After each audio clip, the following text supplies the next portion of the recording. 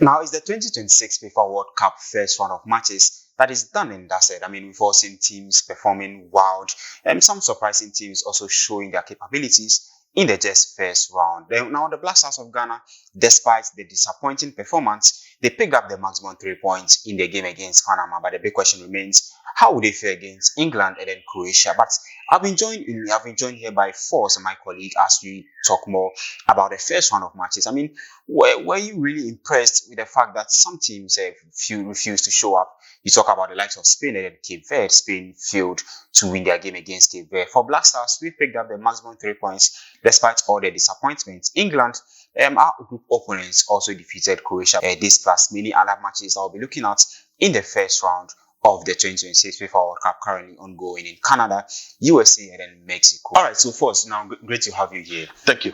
I mean, the 2026 FIFA World Cup, I mean, you've seen the surprises coming in. I mean, definitely Black Stars, definitely a Ghanaian, so I know you surely will be supporting the Black Stars. But then let's take a look at from match day one, that is from Group A, right to Ghana's group. I mean, we've seen how teams have fared in the World Cup. First of all, let's start with Group A. South Africa, we have Mexico, we have Czech Republic, and then we also have South Korea.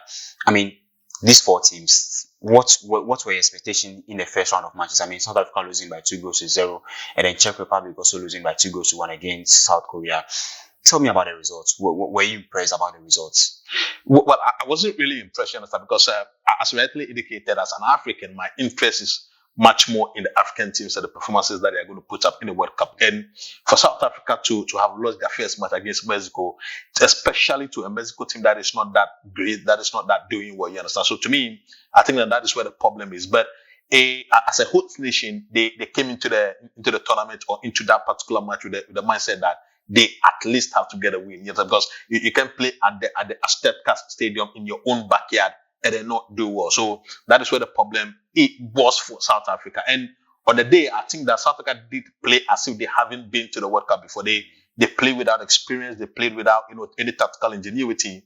So that was the problem for South Africa. But on the whole, in the group, I would say that it went fairly well. South Korea is one of the biggest nations when it comes to that particular hemisphere. So I wasn't really surprised with the scoreline in that particular match. I mean, let's talk about the Switzerland, Canada, and then Qatar, and then Bosnia and Herzegovina. I mean, my game has to do with Canada and then Switzerland. That particular game, I mean, Switzerland scoring the first game, and then the other. So I think Canada and then Bosnia rather played, and then Qatar, Switzerland, Qatar. I mean, Qatar. For quite some time, you've seen them building something since the last World Cup that they hosted. Were you surprised with the results? No, because you see, when you are intentional about how you want to develop your football, the results tend to come later on. And hitherto, a decade ago, nobody's going to mention Qatar when it comes to the football hemisphere. But now you hear names like Qatar in the mission to the extent that they hosted the last World Cup that we played. So that should tell you that they are intentional about trying to develop their football. They are intentional about trying to build their football from the grassroots. And, it is something that they had done, I think, almost 20 years ago when they brought in the Aspire Academy, where, where they, seen the Ghanaian Abdul Mumin. They went around the world trying to pick up the best players in every single country and then group them, so it is something that they have done. So I'm not really surprised about the scoreline there. Now, host nation Canada, I mean, they let Bosnia score in the first minute, and then at the latter part, they conceded. I was expecting Canada to win because they created so many chances. Do you think they were under pressure in that particular game? Of course, you're going to be under pressure. You understand? Not necessarily because they are hosting the World Cup, but because you see, when it comes to North America, right? When you take Mexico, when you take USA out, Canada becomes the third biggest force when it comes to their footballing. Are they really a force in North Africa? Yes, they are a force. If you look at the hierarchy, that's why I did indicate that if you take away USA and then Mexico, you understand, then Canada becomes the third force. But they haven't really been up there when it comes to their performances, especially at the World Cup. And this is an opportunity for them to, at least get out of the group stages. And the pressure is going to be massive. Definitely. And, you also have to put into context the fact that Canada is not really known for football. You understand? I mean, they are really known for ice hockey. So we would not have to burden them so much with the results. But because of the fact that they are a host nation, they are at least expected to get out of the group phase of the tournament. Now, to our next group, Group C, it also has, one of the best teams: Brazil, Scotland, Morocco, and then Haiti. And first of all, Brazil and then Morocco. That game was absolutely a banger. You saw the Moroccans putting on pressure within the first 20 minutes and how they kept pushing until Vinicius Junior. I'll ask you of Vinicius Junior's group, but then what do you make of the results first of all?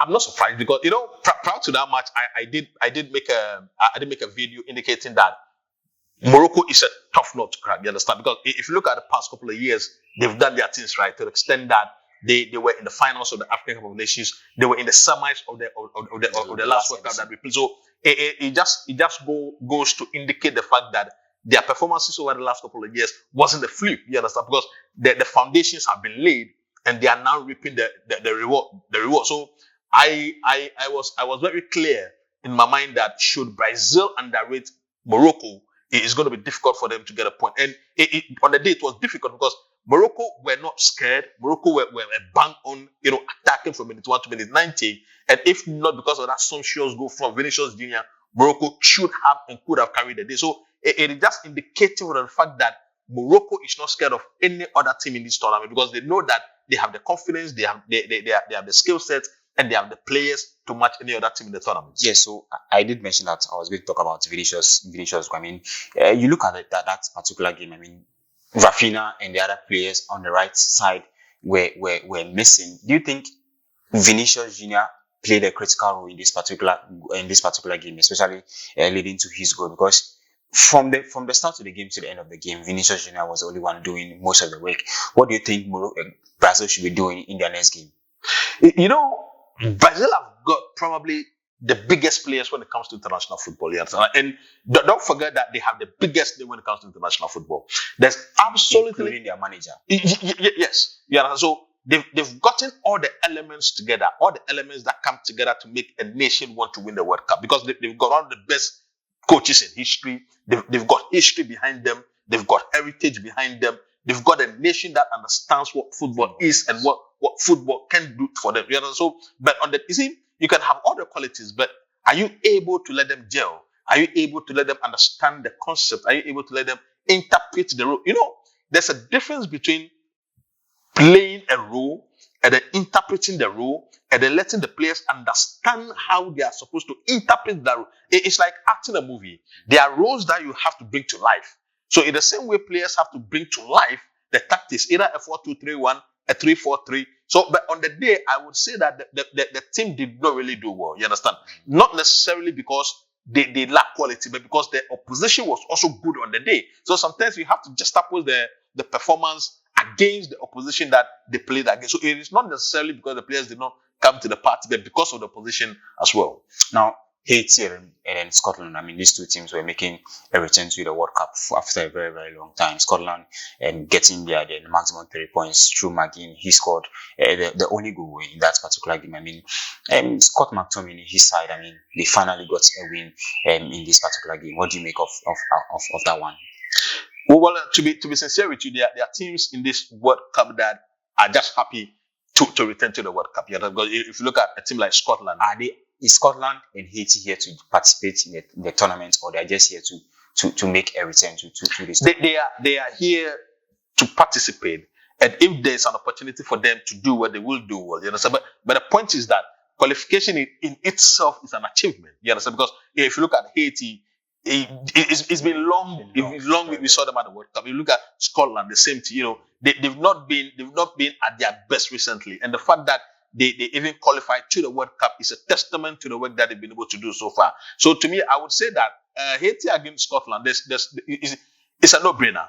It's a no-brainer. Football sometimes it's a funny business, but on the day, if everything is equal and the permutations are right, Scotland should be able to take the day, and they did take the game through McGuinness, only goal. So I wasn't really surprised. Just that it was how Haiti was able to hold Scotland and then prevent a massive goal scoring opportunities for Scotland. Now, Group D has USA, Australia, Turkey, and then Paraguay. USA, their first time scoring 4 goals in a World Cup. The last time We saw US scoring 4 goals. It was against Ghana in a friendly game. Yeah. They beat us by 4 goals. So this time around, beating Paraguay by 4 goals to 1. And the game against Australia and Turkey. I mean, what happened? I mean, Turkey. I mean, they came into this tournament as the dark horses, and then they ended up being the white horses in this particular game. Your take on these two games? You know, America is doing something different recently. You know, Before the tournament itself, you saw the kind of the friendlies that they were involved in. You realized how they were underperforming. Were you really surprised that they were going to get 4 past Paraguay?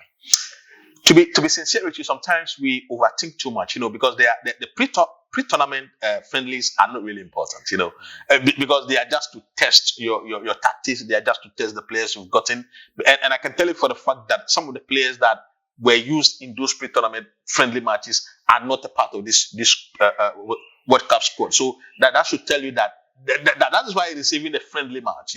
This is a serious business. This is the serious aspect of the business. So I wouldn't really say I am really surprised, but at the end of the day, Paraguay is a tough nut to crack. But the USA, I did not really see the USA putting 4 past Paraguay.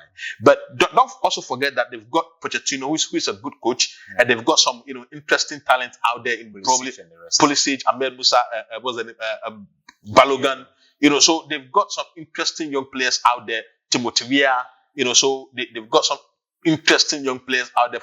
To me, I think that putting 4 past Paraguay would boost their confidence so much. And it is very telling, because when you play your first match, especially as a host nation, and you're able to do well, not only do well, but put 4 past the opposition, it builds your confidence. So the problem is going to be that would they be able to maintain that, going into the second round of matches? So that's going to be the burden and the pressure that's going to be on them currently. Now, Turkey. Now let's take a look at Turkey in Australia. I mean, that was one of the surprising games of the tournament when we began. Were you expecting Australia to put 2 past Turkey without they answering? To be sincere with you, Turkey hasn't really done well when it comes to World Cups. Yes, I mean, Turkey is not a big nation when it comes to football. Neither is Australia. You understand? But you see, Australia on the normal day do tend to qualify for the World Cup because of their Oceania region that they are coming from. So I'm not really surprised, because it's a 50-50 game. Turkey could have won, Australia could have won, and Australia did win. So I'm not really surprised about who won that particular match. Now, in our next group, Group E, Germany, Ivory Coast, Ecuador, and Curacao. Germany put in 7 past Curacao, and Ivory Coast, they got Africa's first win. I mean, Ivory Coast in this particular game, they're also the second team to beat a South American in a World Cup since Nigeria, couple of years ago. Beat Argentina. Yes, I mean, Ivory Coast, Curacao 7-1. I mean, I'm sure it was no surprise that Germany was going to put that number of goals against them. But Ecuador, Ivory Coast getting our first win. Were you surprised? I mean, Amad Diallo, I mean, he's one of the guys that he's fond of scoring last-minute goals. I mean, back in Manchester United. Were you surprised with the results? No, I was not surprised with the results. You see, when you look at the African contingent in this year's tournament, right, there are 4 of them that I expect to do very well: Senegal, Morocco, Egypt, and then Ivory Coast. Why did you mention Ghana? No, I'm not really expecting Ghana to. It's just a question. So you see, the preparations are wrong, and we don't have what it takes to really do well. So let's just know.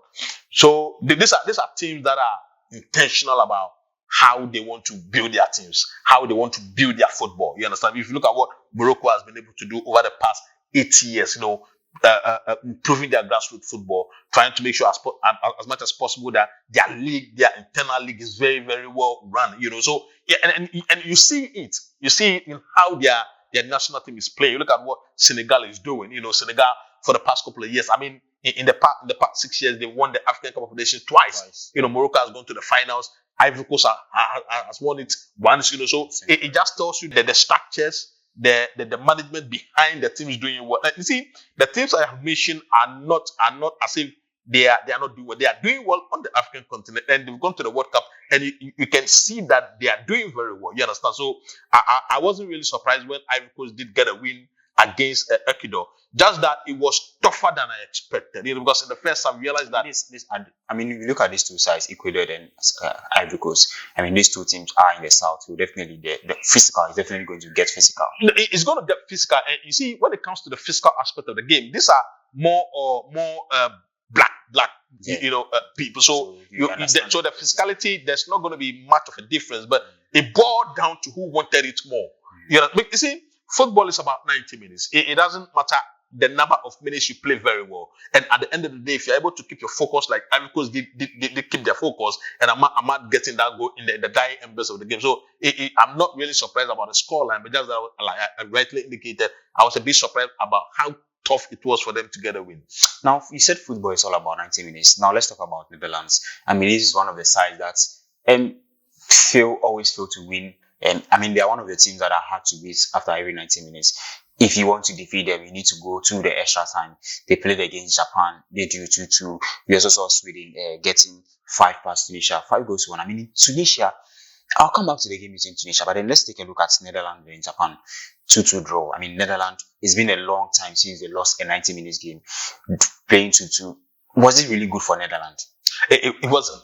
It wasn't. It was a morale deflecting result for Netherlands, because if you were leading 2-1 going into the dying moments of the game, and then you lose all the 3 points, you see, it is very indicative of how fragile they are.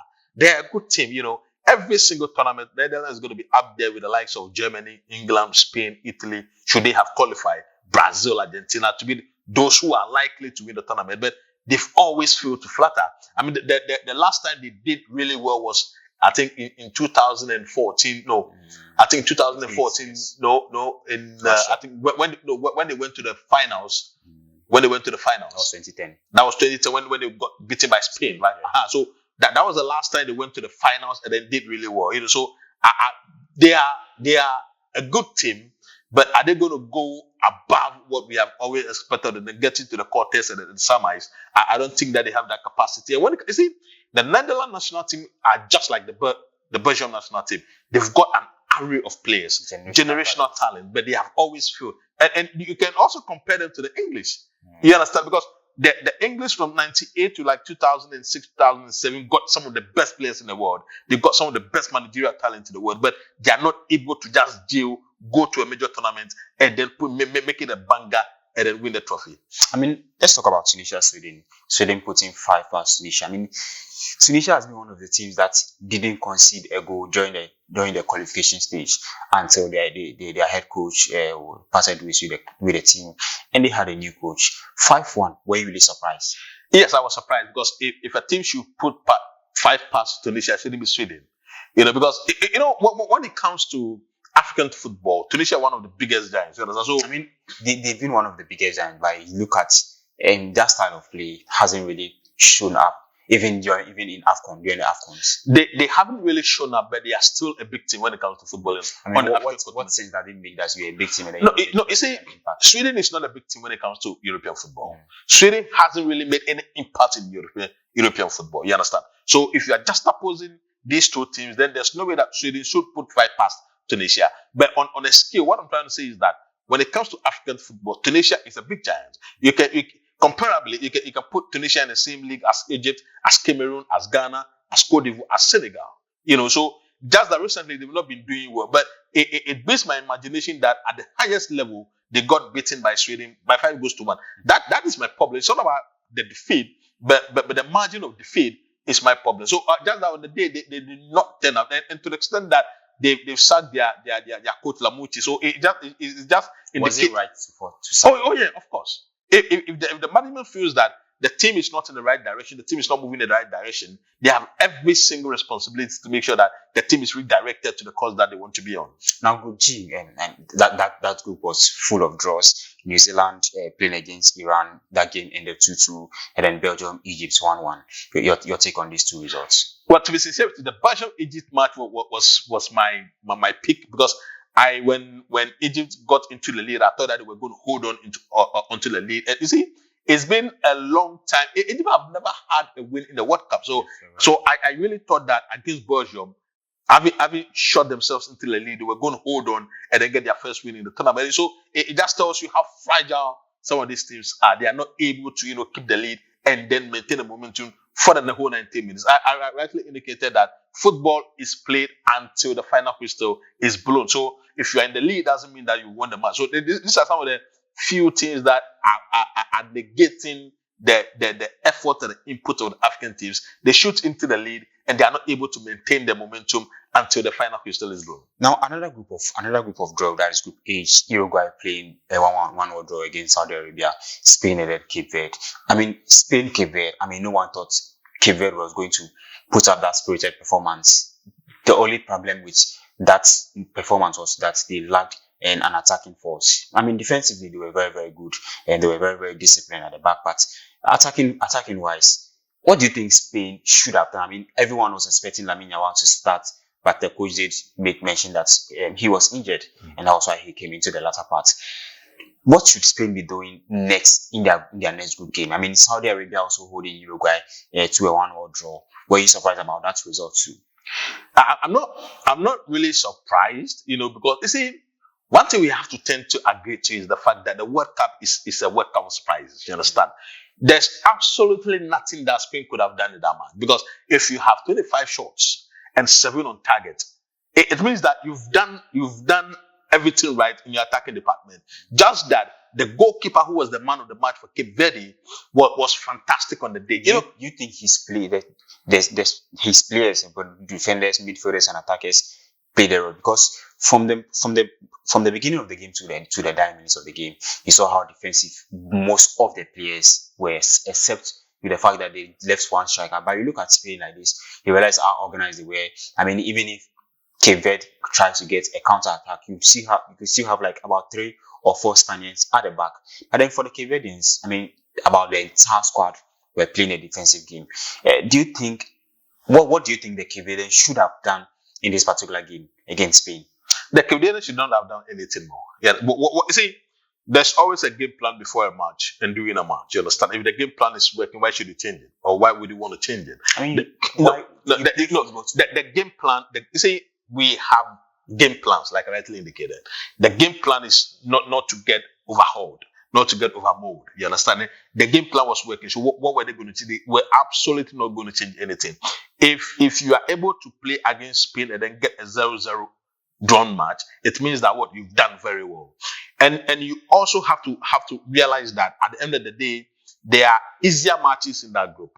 Spain is the toughest match in that group. So if you play against Spain and Spain gets about 80% of possession, gets 25 shots, 7 on target, and you have to thank your goalkeeper and the units that you've left in your defensive shape, then it means that you've done well. And from the start of the game, you know from the start of the game that the shape is that they're going to be in the defensive shape and then get a transition. The transition, you're not going to get a lot of the transition because you're not going to get majority of the balls. And even in transition, Spain has a lot of the bodies choked in that midfield. And you see, tactically, if you watch the game, the Cape Verdeans were confident in the middle of the pitch. That is why they crammed themselves in the middle of the pitch and then allow the wingers of the Spanish national to use the flanks. And they know. They were even finding it difficult. They know that the Spanish national team are not good when it comes to putting in crosses. You understand? So they are good when it comes to using the spaces in between or in behind the defensive pair, right? So they know what they were doing. They ceded the flanks to the Spanish national team and then hugged the entire midsection. And that's exactly what the game plan was, and it worked. Now, Norway, France, Senegal, Iraq, Alan announcing his name in the World Cup. Kylian Mbappe also getting 2 goals. France won 3 goals to 1.